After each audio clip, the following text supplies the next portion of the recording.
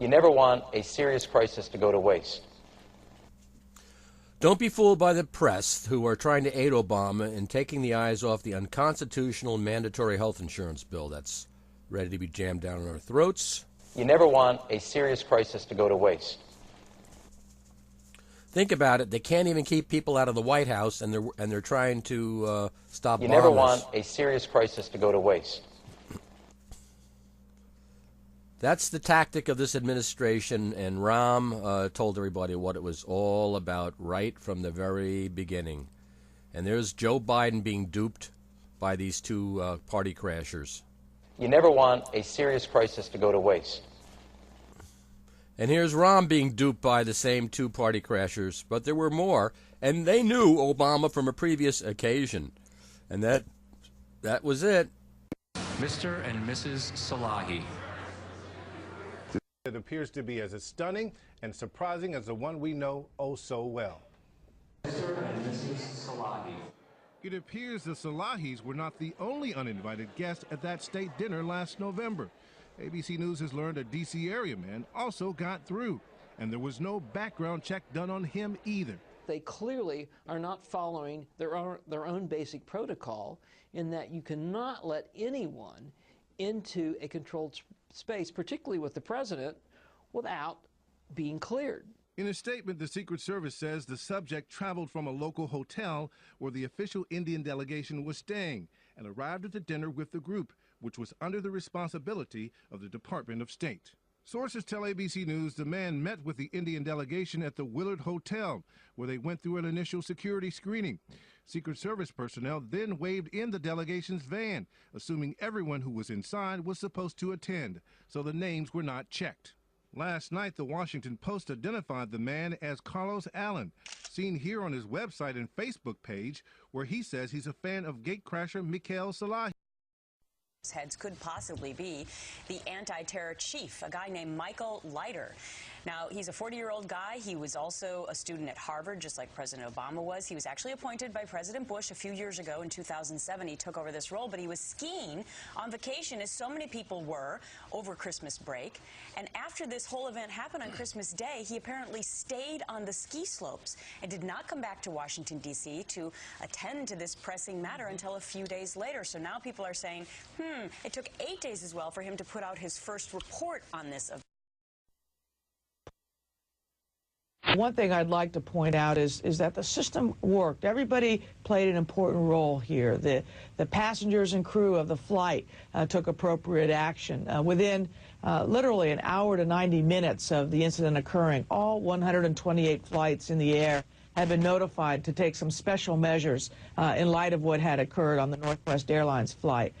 We instituted new measures on the ground and at screening areas, both here in the United States and in Europe, where this flight originated. You never want a serious crisis to go to waste. White House sources say President Obama did not even consider returning to Washington, insisting he's capable of responding to this crisis even while vacationing here in Hawaii. The Obama White House is trying to avoid giving critics that kind of ammunition by keeping the cameras off the golf course and far away from the beach. Chip Reed. The suspect has been identified as Abdul Mudalid. Officials say the flight began in Nigeria and went through Amsterdam en route to Detroit. This was a potentially tragic incident. You never want a serious crisis to go to waste.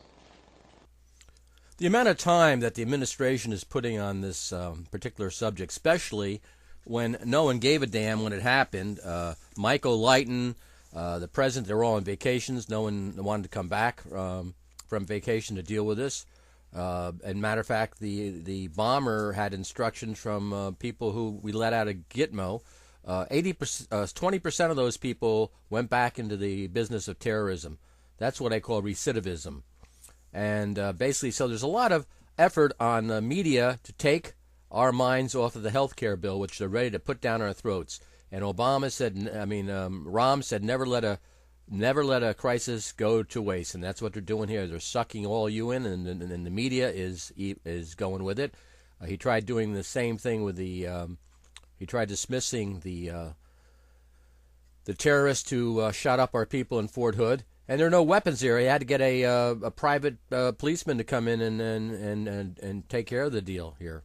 So we're trying to be so politically correct that we're going to be eaten for lunch. And the suicide bomber who wiped out the CIA people there in Afghanistan, same type of attitude. They want to be politically correct.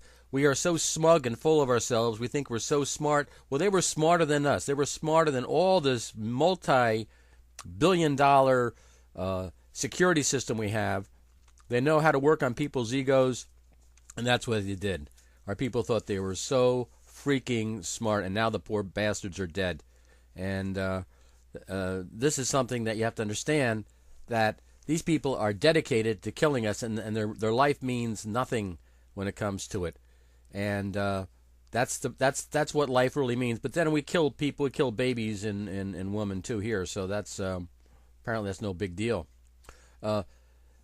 The kamikaze attacks that the Japanese mounted against us, they threw 2,500 planes into our ships.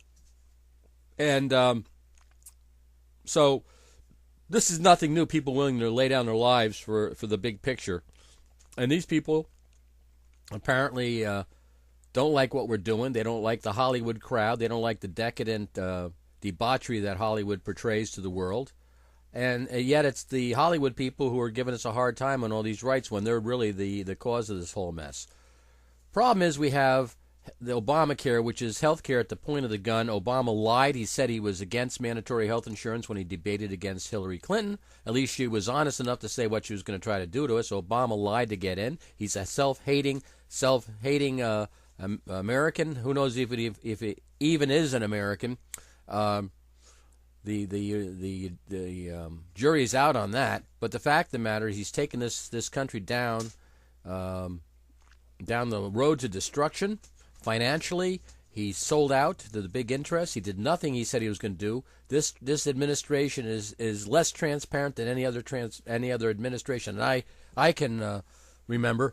And this mandatory health insurance is just the ultimate thing that no one's talking about, and they're right on the cusp of getting it done, and they're using this bomber security thing to keep our eyes off of what's really going on.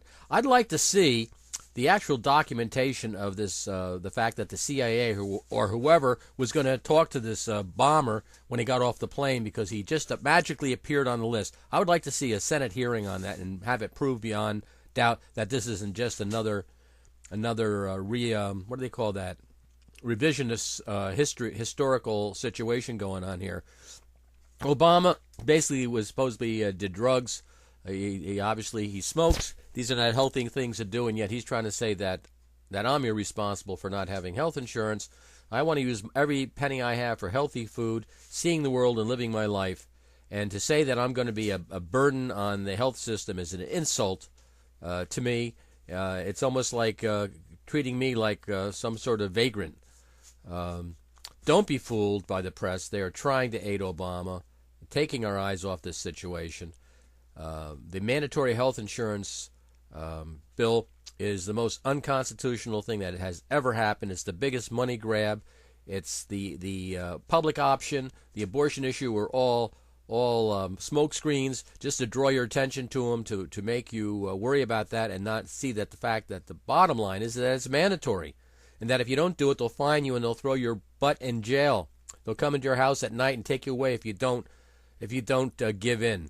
And this is wrong. Many states are trying to fight this, and we need a new constitutional Congress or convention to address these things, because the Constitution is being laughed at by the President, Congressman Carney, Casey, Specter, all of them.